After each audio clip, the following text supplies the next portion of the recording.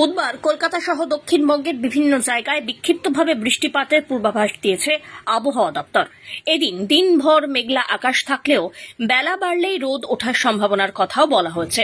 তবে গজাননের আগমনের দিনে দক্ষিণবঙ্গে ভারী বৃষ্টির সম্ভাবনা তেমন একটা নেই বলেই জানাচ্ছে আবহাওয়া দপ্তর। যদিও ভারী বৃষ্টির পূর্বাভাস না থাকলেও মৎস্যজীবীদের উত্তর বঙ্গোপসাগরে যেতে নিষেধ করা হয়েছে।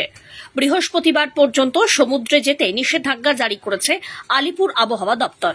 বৃহস্পতিবার কলকাতা সহ দক্ষিণবঙ্গের সব জেলাতেই বজ্রবিদ্যুৎ সহ বৃষ্টির সঙ্গে দমকা ঝোড়ো বাতাস 40 কিলোমিটার গতিবেগে বইতে পারে।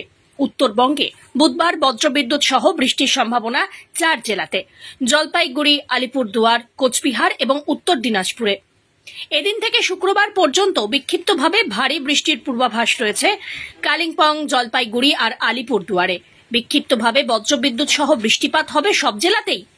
আবহাওয়া দপ্তর আরও জানাচ্ছে, এদিন রাজ্যের সর্বোচ্চ তাপমাত্রা 31 ডিগ্রি এবং সর্বনিম্ন তাপমাত্রা 27 ডিগ্রি সেলসিয়াসের আশেপাশে থাকবে। Bureau report.